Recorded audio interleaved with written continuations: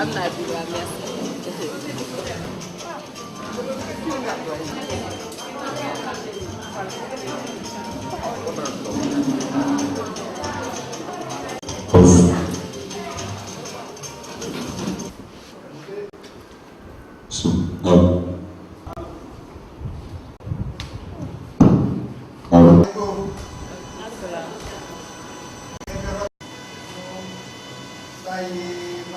Normalement waroon na am benn conseiller buy ñëw assister à la place de monsieur le maire man secrétaire bu maire kese la dafa fekk mu tombé rek ma nekk fii moo tax ma ñëw teewe mais ñu ngi leen di accueillir di leen wax ne que maire daal lu jëm ci développement famille politique boobu mu ngi koy def ci mairie bi donc moo tax saa yu ñu ko sollicité rek day def képp lay kattanam pour jàppale leen en tout cas ñu ngi leen di souhaiter un bon atelier que vraiment échanger soit fructueux merci. représenté nga bu baax monsieur le maire ñu daw madame Mariam Coulibaly Seck ñu ko jee waaye leen di nuyu yéen nee na daal mu ngi baalu ak surtout ñi nga xam ne si ngeen ñi jéejo waay ñu leen wax dina jël kàddu bi mën a saako fekk la femme daanaka moom mooy si kilifa moo tax mu yónni ma man mi nekk directrice su centre national d'assistance et de formation pour la femme pour ma ñëw teewal ko fii madame le ministre mi ngi leen di nuyu ku nekk ci turam ak ci santam mi ngi nuyu waa Wildaf ñi nga xam ne ñoom ñoo ànd ak jigéenu ñàkku rab ak jigéenu ñàgg pour doxal projet bi nga xam ne nii moom ngeen tuddee projet autonomisation de la femme rurale de ñàkku rab di nuyu bu baax a baax madame Fatou Dem mi nga xam ne moom moo fi représenté société civile bi yépp di boole ci nuyu boobu suñu sœur Binta Sidibé bi nga xam ne moo fi représenté COSEF di nuyu également ci turu madame le ministre Salimata Dieng Diop le maire de la commune de Sicap Baobab monsieur Barthélémy Diaz mi nga xam ne moom madame le maire ñu ngi teg nuyu boobu ci sa loxo di delluwaat di wax ne madame le ministre mi ngi leen di nuyu yéen ñëpp ku nekk turam ak ci santam di wax ne tey atelier bi nga xam ne nii moom moo ñu réunir fii dafa nekk loo xam ne atelier bu am importance la yaakaar naa ne ministère de la femme sax lañ ko defal parce que dajale ay jigéen former leen uti ay partenaires yooyu ñëw financer leen ñu am projet maa ngi lire léegi fiche bi ñu ma jox nii gis li ngeen di liggéey yépp jigéen ñi dañ ci am taxawaay bu rëy parce que ku nekk xam na ne ak yelleefu jigéen ak jàppale jigéen ci développement ba mu yëg boppam ndaxte lu ñuy wax autonomisation loolu la mooy autonomisation mooy la waykat ba doon wax am soxla làmb sa poos fajal sa bopp fajal sa famille fajal sa askan donc loolu rek moo tënk autonomisation boobu ñu teg ko ci li ñuy wax renforcement de capacité des femmes renforcement de capacité nag boo leen ko déggee mooy formation bu baax mooy jox jigéen ñi ay jumtukaay yu baax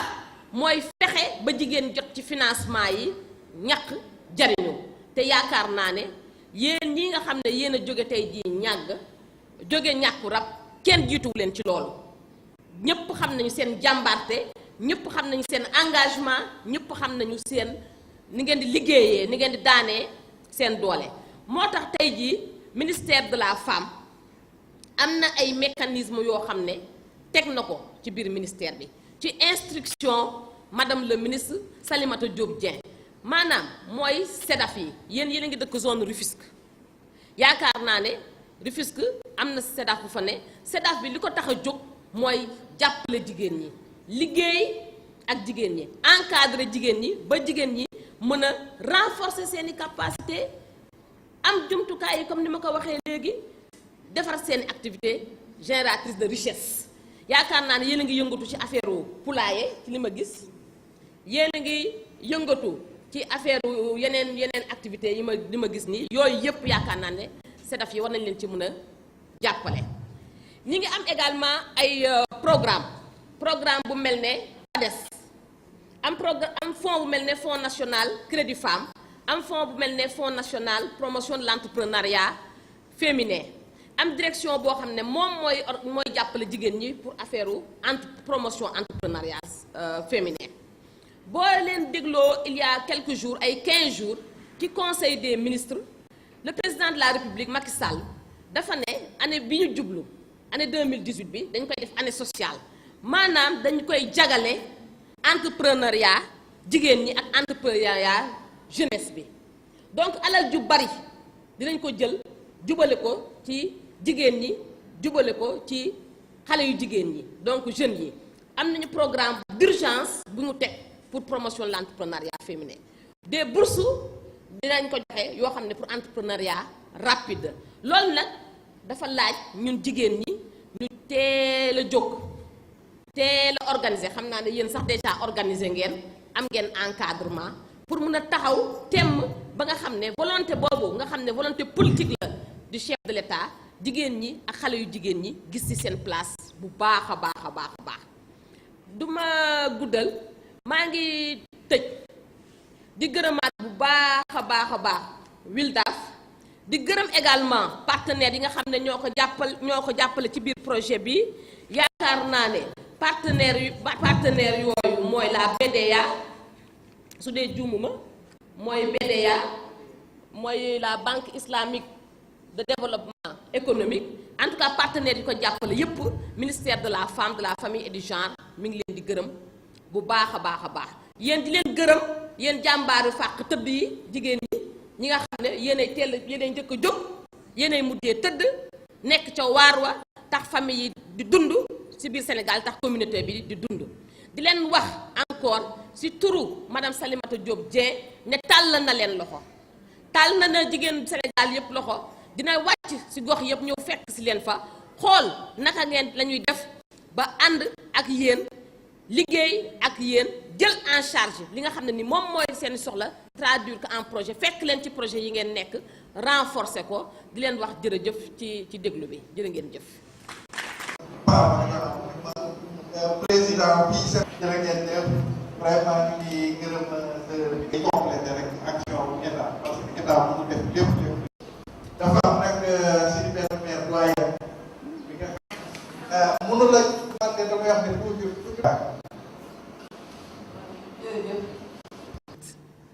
la mu defoon rek la mu doon def rek ci la teg tànkam rek di avancer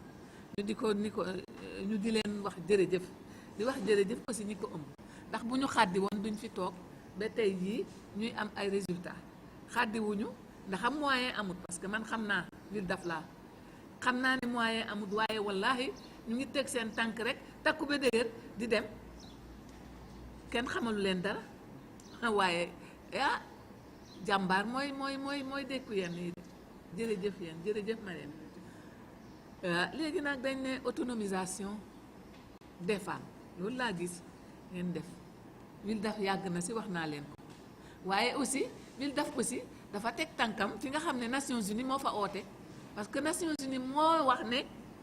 autonomisation des femmes et des filles maanaam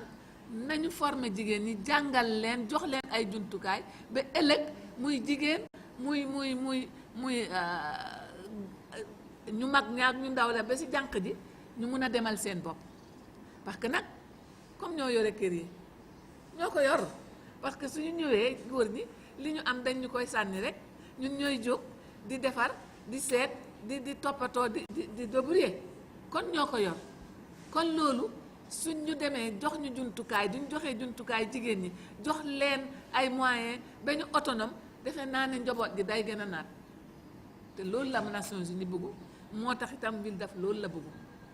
ñu di ko ci jàppale itam lii ngeen commencé gis naa ko activité yaa ngi nii yal na ci yàlla def barke yàlla na jëm kanam amiin xam naa ne day su ngeen toppalee Wildaf du ngeen juum de te di ngeen dem sa kanam rek nag waaw maa ngi nuyu ñëpp nag parce que bu ma xamoon lii kon dinaa ñëw gën a dëgër waaye nag xam nañ ma jël au dépôt bi loolu moo tax jërëjëf yéen. merci. da nga daan dem ba yërëm leen sax marche bu am yi dañuy ñëw carrément ba danañ joxe seen xalaat. bala may yëkkati sama kàddu bu gën a sori. te COSEF daf fi war a jiitu suñu ancienne toog fii vraiment ñuy rafetlu jotaay bi ndax nag tey autonomisation de la femme bi ñuy wax jaarale ko ci aspect économique ndax loolu laa gis ne WILDAF tey foofu la teg tànkam dañu koy rafetlu ndax nag société civile booy xool liggéey bi benn la ndax lu ñu tax a jóg mooy fexe ba nga xam ne lépp loo xamante ne état xëy na mënu ko ñu taxaw teg ci suñu tànk jàppale askan wi jàppale suñu bopp. Conseil sénégalais des femmes nag nga xam ne tey moom laa fi représenté sama présidente madame Ndeye Lucie Cissé bokk ci commune bi honorable député xam ngeen temps yi dañu nekk ci ay activités yu am solo mu yebal ñu nag mu ñëw toog ñu yëkkati suñu kàddu jëmale ko ci li nga xam ne moo soxal jigéen ñi ndax bu ngeen suivre ay années ci ginnaaw toujours société civile lëkkaloo ñoom ñëpp ndax conseil sénégalais des femmes dafa am cadre bu ñuy wax comité de suivi nga xam ne parti politique jigéen ñi nekk ci parti politique yëpp dañ ci ànd WILDAF bokk ci AGS bokk ci structure yu mag yëpp bokk ci ñu ànd ñoom ñëpp nañu fexe ba jigéen àgg ci fu ñuy naseek fu ñuy noccee maanaam muy les instances et processus de prise de décision ndax nag bala nga ne naam ne fa ñu xam ne jigéen lu muy jànkonteel suba ba ngoon ak lépp loo xam ne coono la bu tegu ci kawam pour mu mën a teggeeku il faut que moom mooy jël en compte ses préoccupations maanaam mooy fexe ba àgg fa ñuy naseek fu ñuy noccee lii nga xam ne mooy suñu jàngoro ñun jigéen ñi je crois que ñoo war a yëkkati kàddu à travers le plaidoyer uti aussi ay bailleurs uti ay activités yoo xam ne tey mooy tax ci wàllu économie ñu suqaliku ci wàllu santé mortalité bi gis ngeen nu mu demee bu ko defee yooyu yëpp suñ ko jëlee en compte jigéen ñi mun a am vraiment départ boo xam ne tey dinañu agsi foo xam ne góor ak jigéen bu ñu àndee ndax nag suñu nee parité bi outil la boo xam ne ñun jigéen ñi dañ ko war a jël maanaam jëluñu ko pour taxaw ci kanamu góor ñi mais dañ koy jël pour góor ak jigéen ñoo war a àndandoo pour que Sénégal nekk Sénégal boo xam ne dafay siggi Sénégal boo xam ne day agsi ci moment de développement boo xam ne loolu lañ soxla kon tey WILDAF tey boo jógee di indi ay projets yoo xam ne dafay tax activité génératrice de revenu jigéen mënal boppam loolu dañ koy rafetlu COSEF a ngi ci sa ginnaaw di la wax ne ñu ngi lay encourager lii ngay def ci jigéen ñi en tout cas ñu ngi seen ginnaaw à travers Mermoz Sacré-Cœur tey ji am nañu ay cellules un peu partout lépp loo xam ne yéen a ngi koy def ci wàllu jigéen ñi ñu ngi seen ginnaaw incha allah rabbi dinañ ci jàpp ba jigéen fépp fu mu nekk mën a jouer rôle am pleinement au plan politique mais aussi ñu nekk ay citoyennes yoo xam ne dañuy def suñu liggéey ba nga xam ne quartier bu nekk localité bu nekk dinañu sentir ne population yi ñu ngi jël di bay seen waar te loolu jigéen daf ci am importance bu rëy a rëy may jéggalu ci kàddu yu guddi yi di ñaan parité ba parité mën a taxaw ba nga xam ne ñu appliqué kon dañ leen koy gërëmee santal leen ko bu loolu weesoo ñi nga xam ne nag ñooy jàmbaar yi si tool yi moom bu ñu présider rek ñu ngi am problème quoi. parce que lii yàggoon nañ ko bëgg ba félicité waa WILDAF ñoom Mariane ñoom Penda Ndiaye di beral nuyoo représentant ministre bi fi teew ak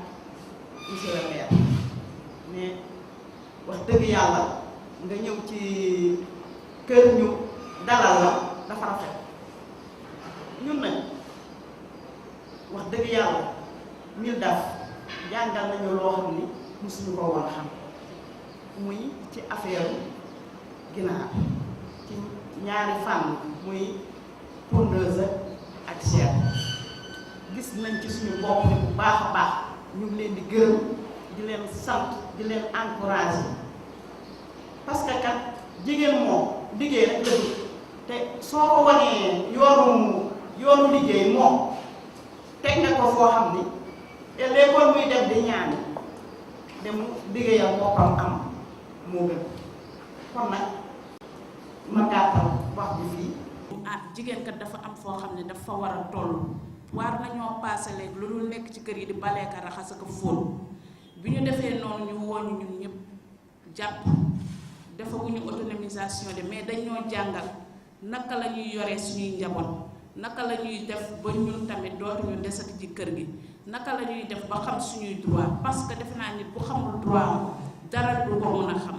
ñu jàngal ñu suñuy droit jàngal ñu suñuy droit jàngal ñu naka la ñuy téye suñuy doom jàngal ñu tamit droit yoo xam ne moom la suñuy doom am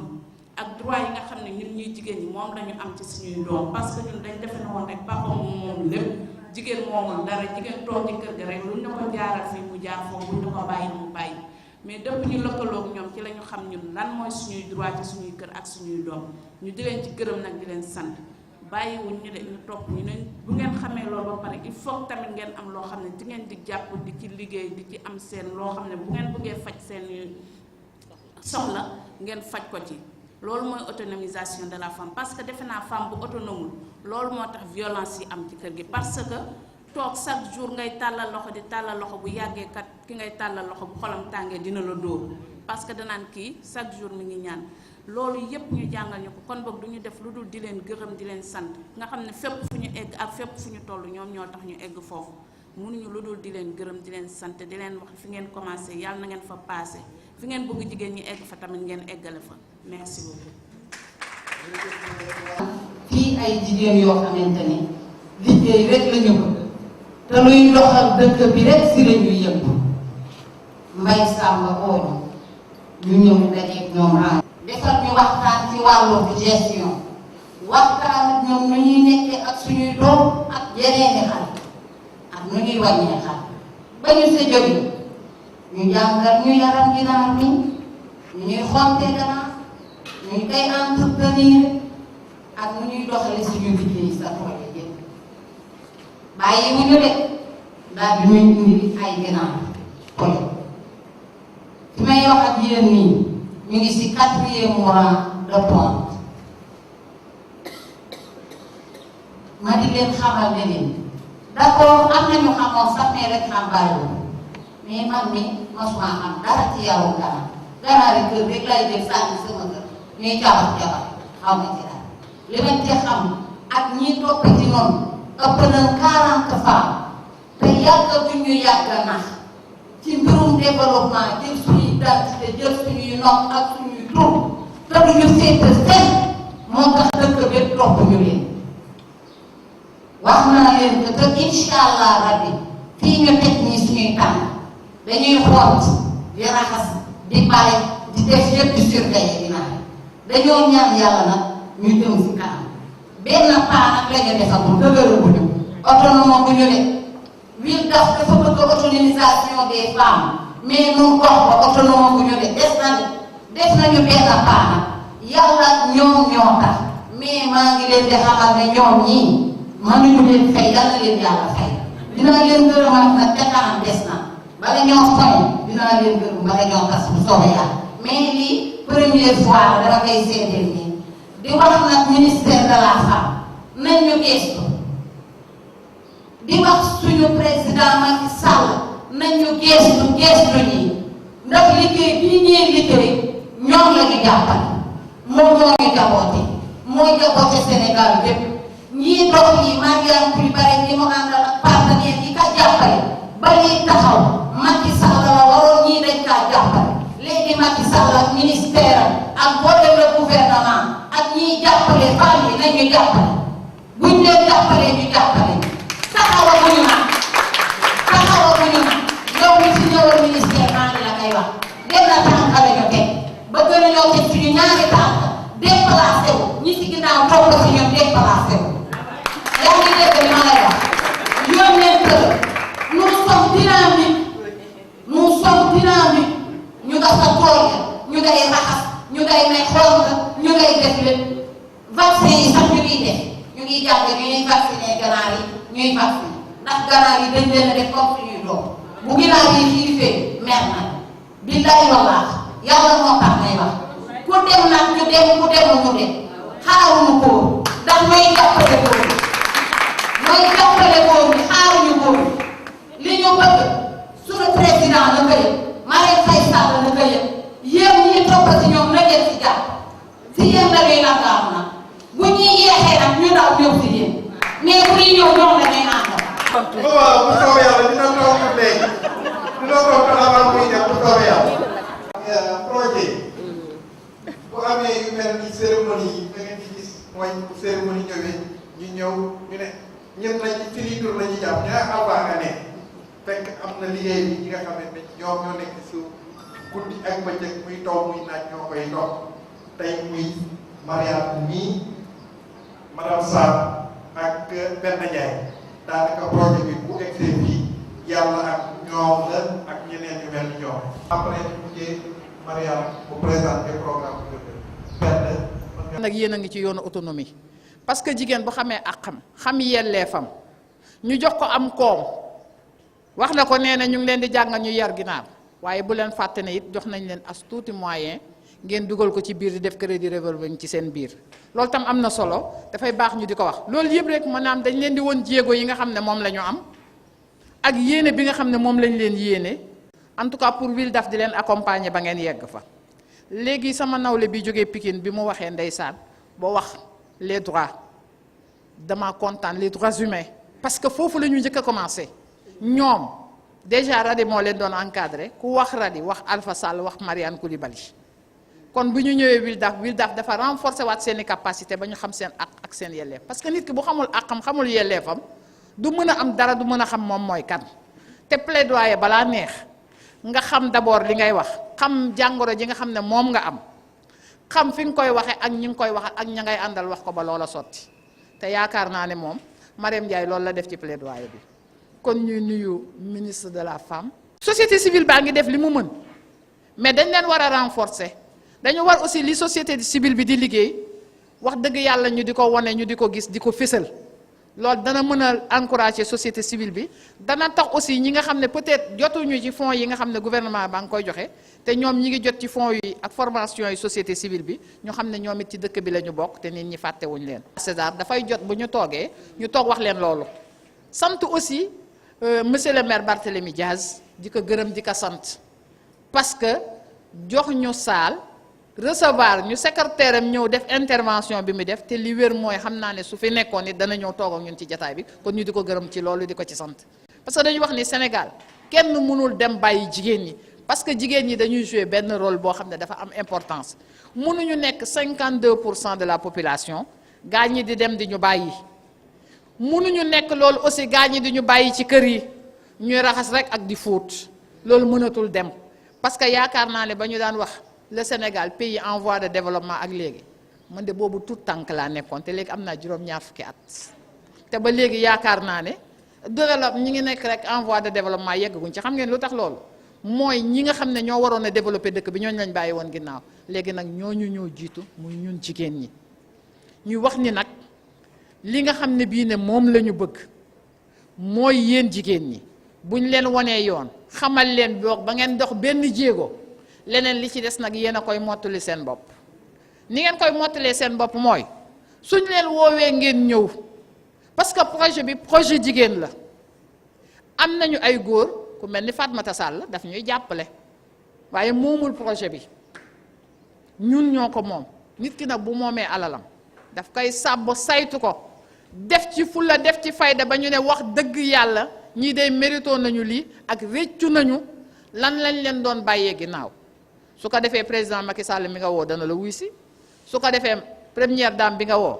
Marième Faye Sall dina la wuy si mais su fekkee ne dañ leen a yéen a moom yéen a jiite doxal leen te liñ leen jox na ngeen ko war a doxale doxalewu leen ko taxawaay bi ngeen war a taxawu leen ko tamit affaire bi dafay xaw a doy waar te damay wax ne nag léegi dafa jot mairie yi jigéen ñi di fa nekk nag ñu naan madame la maire dafa jot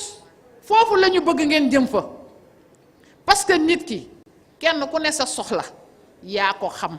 baax na toog fa ñuy dogale fa ñuy nasee ko noccee baax na waaye toog di xool waxuñu ko dañoo wax ni nga jiite xam nga jigéen bu jiitee nekk maire buñ nee gox bi moom balaa ñu ko naan gox bi conseil yi bala ñu ko naan wax wala population yi fii de maternité jekk na fi wala dispensaire jekk na fi moom dina ko xam te dina ko taxawal parce que da koy yëg doomam day feebar borom këram day feebar jëkkëram day feebar donc moom muy feebar kon fa ñuy fajoo dana ko xam donc lépp li ñuy kaas naan bëgg nañ ko même sax bu ñu amee présidente de la république kon jëf yi day gën a neex foofu lañ bëgg foofu ngeen di waaxu jëm fa damaa wax ne léegi nañu bàyyi toppe bi te fas yéene jiitu te mbir mi am Sénégal mooy ñi jiitu woon dañoo tëgg ñi jiitu woon ñoo mujj ginnaaw ñun ñoo war a jiitu ñun jigéen ñi kon nañ ko wone may gërëm nag bu baax madame Traoré parce que moom moo yore projet bi nekk coordinatrice bi ñu ànd ci di liggéey muy nit ku teey nit ku dal nit ku bëgg jigéen jëm kanam kon loolu suñ mbooloo mi toogee war nañ ko ci jaajëfal war nañ ko ci sant war nañ ko ci gërëm parce que xamul guddi na xamul naaj na xamul mi ngi taw xamul tawul loolu moom ku nekk xam na ko te yéen waa ñàgg yi yaakaar naa ne am ngeen ci preuve jigéen bu mënee dem ci luuma yi jënd fas jënd charrette dugal oto muy taw mu ñëw indi leen ko ci biiru taw ñu ci bari naan mënumaa génn ndax taw bi te moom mu mën a génn def loolu te mu jege woon loolu veyu tabaski kon suñu toogee fii war nañ ko wax te nag su fekkee ne da ngay am koo xam ne daf lay accompagner ci ab liggéey te moo lay jiitu ci liggéey ba yow war ngaa fexe ba bu mu gestu naan la foo toll war ngay toujours di nekk ci kanamam ñu di la gërëm ci loolu di la ci sant di gërëm aussi Mariane madame Seck Mariane Coulibaly Adja ñu ngi koy wax ne ñu ngi koy gërëm di ko wax ni sëyëb bi yàlla na bokk ci sëy yi ñu takk ci aras yàlla na barkeel la mu ñaani woon màkk aussi yàlla na ko sama borom nangu te ful ko te mu wàllu ñu ba bu déwénee ñun ñëpp it ñu nekk Adja mën na nekk yàlla am na ko yàlla nañu ko yàlla defal jox ma ko du ma xam ndax sama tur nga bind sama carte d'identité bu réeree boo nëbbee photo bi du ma xam ne maa moom carte d'identité bi kon su ma mënee taxaw ci mbooloo di wax ña ma jàppale ba ma mën loolu war naa leen gërëm kon may gërëm waa Wildaf di gërëm Mariane Coulibaly di gërëm Mariam Sarr. moo tax bëgguñu woon dem glisser ci yeneen considération ñu teg rek yem rek ci administration waaye yaakaar naa ne il faut ñu dem ci parce que li ma ñu dégg fii déglu nañu bu baax li ñu dégg fii buñ ko déggul woon ci atelier de plaidoyer bi mu jaaxal ñu lu tax mu ñuy jaaxal parce que ni ñu ko waxee léegi ñun tamit dañoo nekk ab produit société civile sama sœur Binta Sidibé wax na leen léegi de ñun dañoo bokk COSEF man mii toog fi man maa nekkoon présidente Dakar moom mii bu ñu ma nommé moom mu jël ko ñu dénk ko moom mu yore ko Binta Sidibé mii mën a wax ci ñi toog ci taabal ji yëpp ku nekk ñu sama ay mag ñu yar ma ñoo ñu yar ba nga xam ne ñun tam tey fi ñu jaar fi waa Wildaf jaar ak waa ñàkku rab ak waa Pikine ak waa ñàgg dañ fa jaar ak ñun ba tax tey ñu mën a ñun tamit di jël parole di wax en public Mariane di suñu mag di suñu xarit ñuy taseeg moom ci instance yu bari mu yar ñu Fat Dem mi yar ñu Mbend mi toog fii yar ñu ak ñeneen ñoo xam ne mën nañ leen a lim ci biir Sénégal ba tax na ñun fu ñu nekk dañuy xool suñu bopp di xool li ñuy def ak lu ñuy wax parce que bu ñu jalgatee rek ca minute ba ci topp ñu wooñu nañu lii lu tax waaw may beral nag loolu témoignage sama mag ji toog sama wet dañ soxna si dafa wax lu am solo léegi ne dafa taw mu jël sareet Mariane Traoré mi bu ñu tasee te waxuma ci moom man duma gor parce que ñun ñoo dëkk ñaari tali man ñaari tali laa juddoo fa laa màggee moom mu juddee ñaari tali màggee fa suñu famille yi ñu dëkk suñuy ndey ak suñuy baay doon ànd moom mii ba ma amee fukki at ak ñaar la ma commencé di encadrer ak ñoom Awa Diop Fall ak ñeneen ñoo xam du ma leen tudd di ma ne nii ngay waxee nii ngay toogee nii ngay jëlee prise de note ak yelleefu jigéen lu ma ci xam gannaaw yàlla ak yonent ba yaakaar naa ne ñoom ñoo tax moom mii di sama mag xaritam rakkam di suma xarit ñu ànd jàng doo def lépp bokk ci cadre yu bari fukki at ak ñaar laa wax tey maa ngi am juróom fukki at moom mii bokk na ñu ma daan tëj ci néeg ba tey jii fu ma toll maa ngi moom dañuy waxante téléphone lépp donc yaakaar naa ne loolu lu am solo la donc yéen li ngeen wax nii plaidoyer bii soxna si def léegi bu ko deful woon mu bett ma ça veut dire que ndox ma fa mu doon jaar ma ngi fay jaar ba léegi liggéey bi ñuy def ci terrain bi ñu ngi koy def ba léegi def ko dans la plus grande discrétion def ko dans la plus grande générosité loolu nga wax noonu muy taw muy naaj muy sedd ñu nekk au service du peuple nekk au service des femmes donc position bu ñu mënti nekk ci Sénégal bu ñu mën a nekk ci àddina bi aussi jigéen ñi lañ fay nekkal ñoom lañ fay toogal may fàttali rek ne lii nga xam ne ñu ngi koy def jëmale ko ci yéen muy projet yii projet bu am solo la wax nañ ko léegi taxawaay boobu ñoom ñu taxaw loolu lu am solo la il faut que ñu fekk jigéen ñi à la base fekk leen ci seeni soxla ànd ak ñoom liggéey dafa moom bi dafa wax lu am solo mooy approche droit bi droits humains la ñu wax waxuñu droit de l'homme dañu ne droits humains waaw ndaxte jigéen ñi ci droits humains bi lañu nekk donc loolu am na solo appel bi soxna si def ko ministère de la femme de la famille et du genre dañ ko yeggale suñu kilifa muy madame Salimata Diop Dieng di wax ne lii nga xam ne ñi ngeen koy liggéey ministère de la femme mi ngi ci parce que ñi ngi jël ay groupement wu jigéen jël ay docteurs vétérinaires di leen former ci aviculture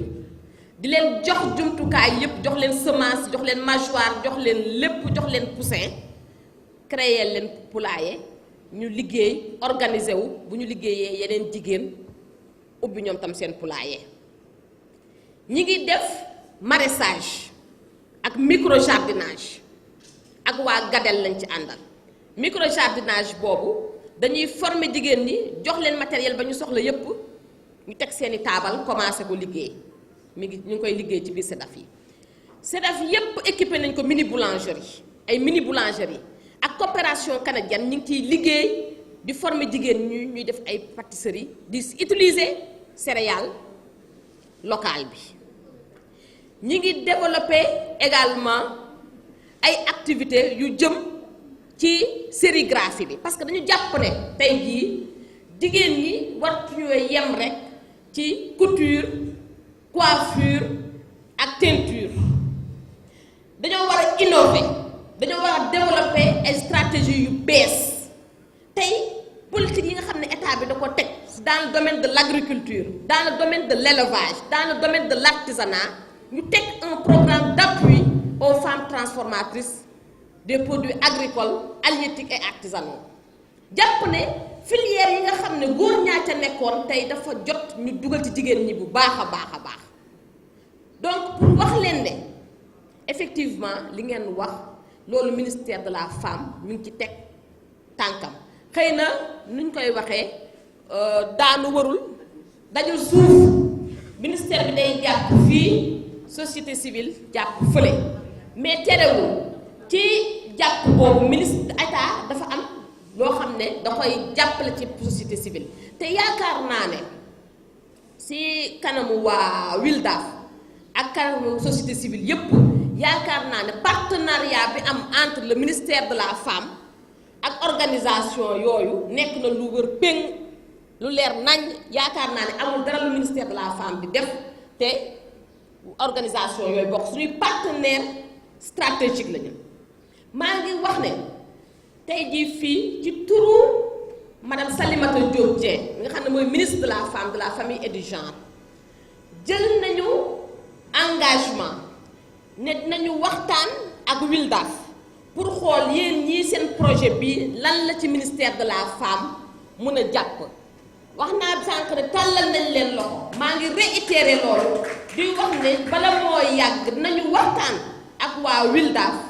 xool si projet bii ngeen di def lan la ministère de la femme mun leen ci apporter lan la si mun a jàpp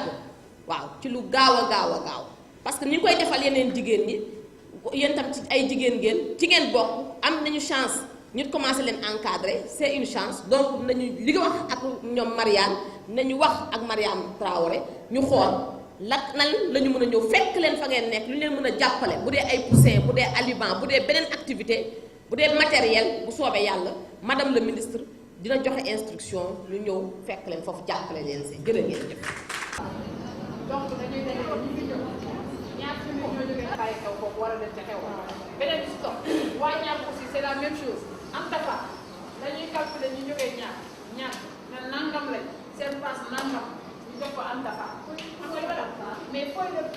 de renforcement transport di jàpp jaar ngeen xam nga koy def fii aussi c'est la même chose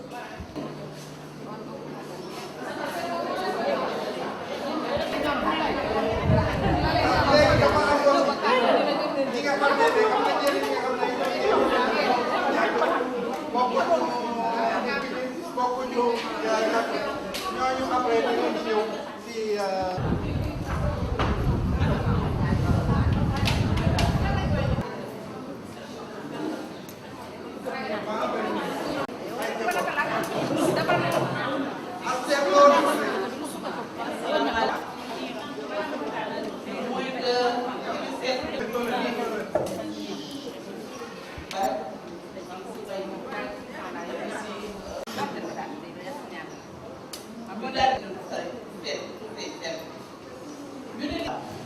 ndax boo xamul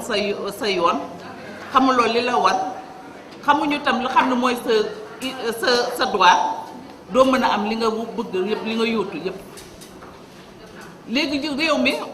Nations Unies daal di ne léegi jigéen ñi pour mën leen armer fokk ñu seet ku ñu mën a yemaloo ak góor ñi droit ndax bu njëkk bi ñu foogoon ni bu jigéen ñi góor ñi ñoo war nekk toujours ci kaw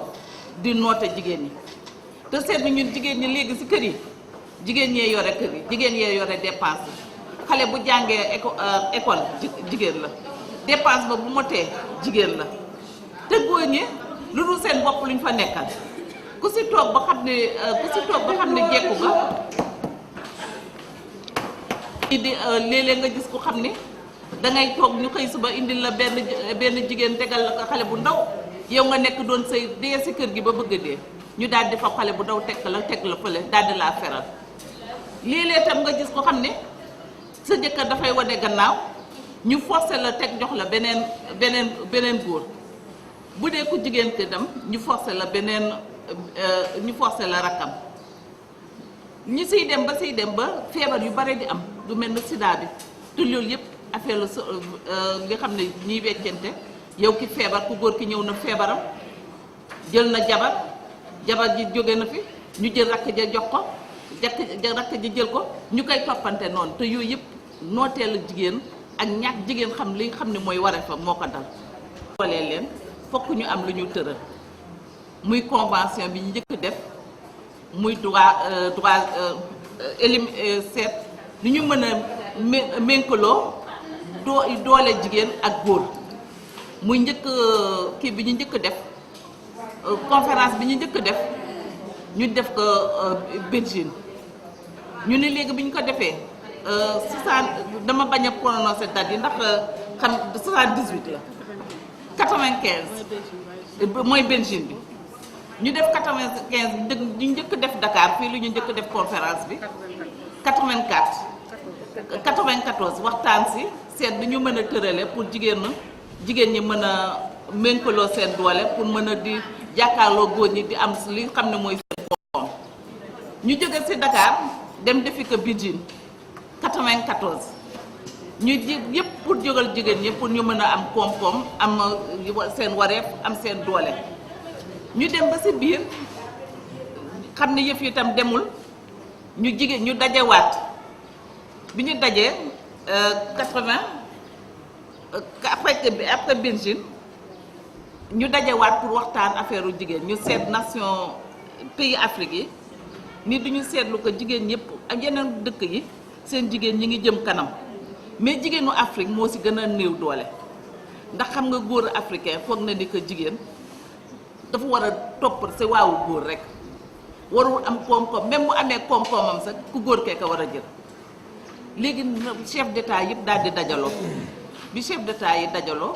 daal di ne léegi dañu daal di waxtaan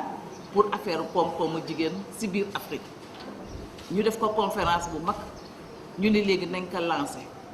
bi ñu ko lancé ñu dem ba ci biir lancé ko mu doon décennie de la femme rien que pour jigéen ñi mu doon fukki at yoo xam ne jigéen ñi duñ ko liggéey du ñu liggéey ci mbirum jigéen ñi rek pour ñu am seen koom-koom ñu siy dem ba léegi seetlu nañu jigéen ñi dem nañu am nañu ay koom-koom ndax groupement féminin yaa ngi am association yaa ngi am jigéen ñaa ngi dem mais ba tey ñu dem a dem ba si biir ni ba tey des na fokk ñu gën leen dooleel ndax duñu bëgg jigéen ñi bu ñu demee ñu dem ba si biir boo làmbee boo amee koom-koom bu doy làmb sa poos mën a génne sa poos faj sa soxla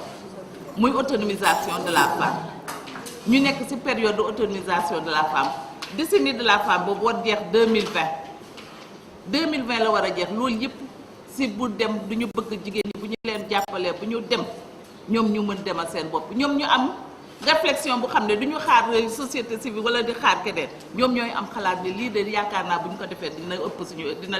ñu demal kanam